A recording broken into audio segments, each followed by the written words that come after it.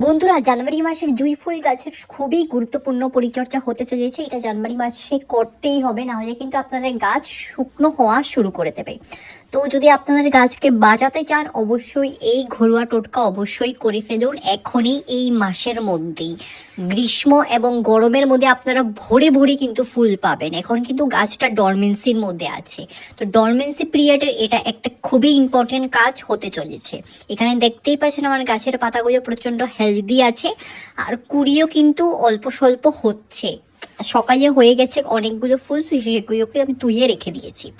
তো আজকের এই ভিডিওতে আমি আপনাদের সঙ্গে একটা এমন টোটকা শেয়ার করব যেটা খুবই গুরুত্বপূর্ণ। তো বন্ধুরা, যারা নতুন এসেছেন আমার চ্যানেলের মধ্যে, অবশ্যই আমার চ্যানেলটিকে সাবস্ক্রাইব করে আমার পাশে থাকবেন, কারণ এটা আমার নতুন চ্যানেল। আপনারা যদি আমাকে অল্প সাপোর্ট করেন, আমি এগিয়ে যাওয়ার সাহস পাবো। তো বন্ধুরা, ভিডিওটা একদমই স্কিপ করবেন না, স্কিপ করলে অনেকটাই গুরুত্বপূর্ণ জিনিস মিস আউট করে ফেলবেন। চলুন এবার সময় নষ্ট না করে ভিডিওটা শুরু করা যাক।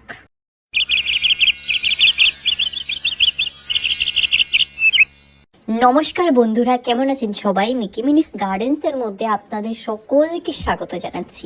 বন্ধুরা, আজকে কিন্তু জুঁই ফুল গাছের খুবই গুরুত্বপূর্ণ পরিচর্যা এনেছি, আপনাদের সকলের সঙ্গে শেয়ার করব এখন। তো জুঁই ফুল গাছকে কিন্তু অনেকে মোগরা ফুলও বলা হয়, বেলি ফুলও বলে, অনেকে অনেক নামে বলে। তো এখন এই ঠান্ডার মধ্যে কিন্তু গাছটা ডরমেন্সির মধ্যে থাকে, গাছের মধ্যে কিন্তু কোনো ফুলের কুড়ি এবং ফুল কিন্তু দেখা যায় না। বাট কিছু কিছু এমন ভ্যারাইটির গাছ আছে সেগুলো 12 মাসেই ফুল ফোটে। তো যখনই আপনারা জুঁই ফুল আনবেন না কেন, একটা কথা অবশ্যই জিজ্ঞেস করে আনবেন যে এটা সিজন ফুল না 12 মাসিক ফুল। তো এখানে দেখতেই পাচ্ছেন পাতার মধ্যে কিছু কিছু পাতা খারাপ হয়ে গেছে, সেগুলোকে তুলে নিচ্ছি। জানুয়ারি মাসের মধ্যে এই একটা জিনিস অবশ্যই করবেন, আপনাদের গাছ সুস্থ থাকবে, 12 মাসই খুব ভালো ফলাফল দেবে গরম সিজনের মধ্যে। তো এখানে দেখতেই পাচ্ছেন নতুন নতুন কিন্তু গ্রোথ অলরেডি হচ্ছে। অনেকে বলছে যে আমাদের গাছ শুকনো হওয়া শুরু করে দিয়েছে, গ্রোথ নেই। এখানে আপনারা নিজেই দেখেন, লাইভ প্রুফ আমি আপনাদের সঙ্গে শেয়ার করছি। চারোদিক থেকে কিন্তু নতুন নতুন ব্রাঞ্চেস বেরিয়েই চলছে। পিছন দিকেও কিন্তু অনেক ব্রাঞ্চেস আছে, সেগুলোও দেখতেই পাচ্ছেন।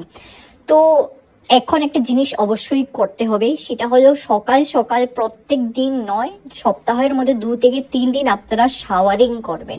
কারণ গাছটি ডরমেন্সির মধ্যে শাওয়ারিং করবেন, রোজ করবেন না, 1 থেকে 2 দিন সপ্তাহে করলেই হবে। ঠান্ডা জলে শাওয়ারিং করার পরে কিন্তু এরকম নতুন নতুন গ্রোথ আপনারা দেখতে পাবেন।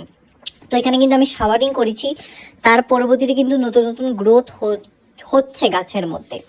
তো আরেকটা জিনিস আমি আপনাদের সঙ্গে শেয়ার করব, যে পাতা যখন নষ্ট হওয়া শুরু করে দেয়, তো তখনই কিন্তু একটা স্প্রে ব্যবহার করতে হবে, সেটি হলো নিম পাতা সেদ্ধ করা জলের স্প্রে করবেন। এখানে আমি অল্প পরিমাণে নিম পাতা ভালো করে মিশিয়ে নিয়েছি 2 লিটার জলের মধ্যে, 2 লিটার স্প্রে বোতল যেটা, আমি এখন প্রত্যেকটি পাতায়ের মধ্যে কিন্তু স্প্রে করছি। এটা কিন্তু ঠান্ডা জলেরও কাজ করবে, নিম পাতারও মানে পোকামাকড়ের আক্রমণ থেকেও বাঁচাবে। তো 2 in 1 হয়ে গেছে। তো আপনারা এরকম করে নিম পাতা সেদ্ধ করা জলের অবশ্যই স্প্রে করে দেবেন সপ্তাহে 2 দিন করে। ঠান্ডা জলের স্প্রে করার থেকে এইটা করেন, দুটোই কাজ করবে। তো এই আগামী যে আসছে মাসগুলো, ফেব্রুয়ারি মার্চ, এই সময়ের মধ্যে কিন্তু আমরা কুড়ি আসা দেখতে পাবো। আর যেই সমস্ত গাছ পূরণ হয়ে গেছে, ধরে নিন 2-3 বছর হয়ে গেছে, সেই সমস্ত গাছের মধ্যে কিন্তু অলরেডি কুড়ি হচ্ছে, ফুল হচ্ছে। আর এই যে দেখেন, এগুলো গ্রো ব্যাগের মধ্যে লাগানো, আপনার যদি টাবের মধ্যে লাগানো থাকে তো অবশ্যই একটা জিনিস লক্ষ্য করবেন, আশেপাশে যেন পরিবেশ এবং মাটিটাকে যেন ভালো থাকে, সুস্থ থাকে, যেন কোনো জমিয়ে ঘাস আগাছাগুলো যেন না জন্মায়। কারণ আমরা যখনই যে কোনো খাবার ব্যবহার করব না কেন, আমরা তখনই লক্ষ্য করতে হবে গাছের মধ্যে যেন সমস্ত নিউট্রিশন যায়। যদি সঙ্গে আগাছা জমিয়ে ঘাস ঘুষ থাকে, তো সেই সমস্ত কিছু খেয়ে কিন্তু খুব শিগগিরই বড় হয়ে যায়, আর আমাদের গাছের মধ্যে কিন্তু নিউট্রিশন পৌঁছায় না। তো আরেকটা জিনিস আমি আপনাদের সঙ্গে বলবো, এই ডরমেন্সি সিজনের মধ্যে কিন্তু আপনারা ওভার ওয়াটারিং একদমই করবেন না গাছের মধ্যে। এখানে দেখতেই পাচ্ছেন আমার মাটিটা অলমোস্ট প্রায় ময়েস্টও নয়, অনেক দিন হয়েছে জল দিইনি, আজকে দেব। তো যখন আপনারা দেখবেন উপরের মাটি পুরো শুকিয়ে গেছে, হাত দিয়ে চেক করবেন, ভিতরে হাত ঢুকিয়ে চেক করবেন, যদি শুকনো থাকে তখনই জল দেবেন। অতিমাত্রায় যদি জল দিয়ে দেন তাহলে কিন্তু রুট শেকড় খারাপ হয়ে যাবে, তো সেখান থেকে কিন্তু গাছ শুকনো হওয়া শুরু করে দেবে। আর এখানে দেখেন রুটসও হচ্ছে, আর ওই দিকে পিছন দিকে যে সমস্ত ডাল গেছে সেই সমস্তর মধ্যে কিন্তু রুটস আছে, শেকড় আছে। আমি যদি এখান থেকে এখন কাটিং করে যদি বসিয়েও দিই তো গাছ হয়ে যাবে, বাট এটা কিন্তু সঠিক সময় নয়। এই সিজনের মধ্যে যদি আমি কাটিং লাগাই একদমই হবে না, অল্প ধীরে ধীরে ধীরে ধীরে গ্রোথ করবে, অথবা আমাদের কাটিং শুকিয়েও যেতে পারে, কোনো গ্যারান্টি নেই, কারণ এটা ডরমেন্সি সিজন চলছে এই গাছের মধ্যে। তো অনেকে জিজ্ঞেস করছিলেন যে জুঁই ফুল গাছের কি কাটিং আমরা লাগাতে পারবো? একদমই এখনই আগাবেন না, ফেব্রুয়ারি মাস যাওয়ার পর মার্চ থেকে আপনারা কাটিং লাগানো শুরু করে দেন, অথবা ফেব্রুয়ারি লাস্ট থেকে আপনারা কাটিং লাগানো শুরু করে দেবেন, খুব ভালো রেজাল্ট পাবেন। তো এখানে দেখেন কিছু কিছু পাতার মধ্যে কিন্তু এরকম স্পট থাকে, এগুলো কিন্তু ফাঙ্গাস স্পট নয়, এগুলো লুংড়ো যত সমস্ত ডাস্ট ধুলো সমস্ত পাতার মধ্যে কিন্তু ইয়ে যায়। তো অনেকে কিন্তু এটা বুঝতে পারে না, আর অনেকে কিন্তু বুঝতে পারে না গাছটা আদৌ কি বেঁচে আছে কি শুকনো হয়ে গেছে, কারণ ডালগুলো যদি আপনারা দেখেন এই গাছের তো তখন মনে হবে কিন্তু গাছগুলো শুকিয়ে গেছে, একদমই নয়। আপনারা নখ দিয়ে ডালটাকে খুঁচিয়ে দেখবেন, ভিতর থেকে যদি সবুজ থাকে অবশ্যই আপনাদের গাছ বেঁচে আছে। এই ভুলটা কিন্তু অনেকে করে, অনেকে বুঝতে পারে না, তার জন্য ভেবে মরে যায়, তার জন্য কিন্তু গাছটাকে কেটে দেয়, তারপরে কিন্তু ওরা বুঝতে পারে যে ওরা ভুল করেছে। তো বন্ধুরা, আজকে এমন দুটো খাবার আপনাদের সঙ্গে আমি শেয়ার করব যেটা খুবই ভালো গাছের জন্য। এই ডরমেন্সির মধ্যে কিন্তু কোনো উল্টাপাল্টা খাবার আপনারা দেবেন না গাছের মধ্যে, না হলে কিন্তু গাছ টোটালি ট্রমাতে চলে যাবে আর ডরমেন্সির থেকে বেরোবে না, এবং ডরমেন্সির মধ্যে কিন্তু গাছ শেষ হয়ে যাবে। তো মাটিটাকে ভালো করে এখন আমি খুঁচিয়ে দিচ্ছি, এই কাজটা কিন্তু অবশ্যই করবেন। মাটি একদম শক্ত যেন ইয়েগে না থাকে।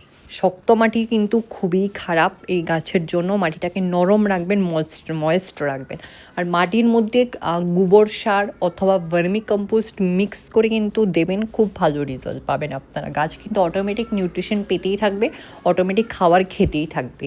তো এখানে দেখেন ভালো করে খুশিয়ে দিচ্ছি। তো আজকে আমি কিন্তু কোনো কাউডাং কম্পোস্ট অথবা কোনো ভার্মি কম্পোস্ট দেবো না এখন আমি জাস্ট মাটিটাকে সুস্থ রাখবো, আর মাটির মধ্যে সমস্ত গুণ যাতে মিশে যায় সেই খাবারটা দেবো। আর সেই মাটি যদি ভালো থাকে অবশ্যই গাছের বৃদ্ধি ভালো হবে। এই যে দেখেন প্যাকেট নিয়ে এসে পড়েছি 10 টাকা দামের ক্যাফে নেসক্যাফ ক্যাফে।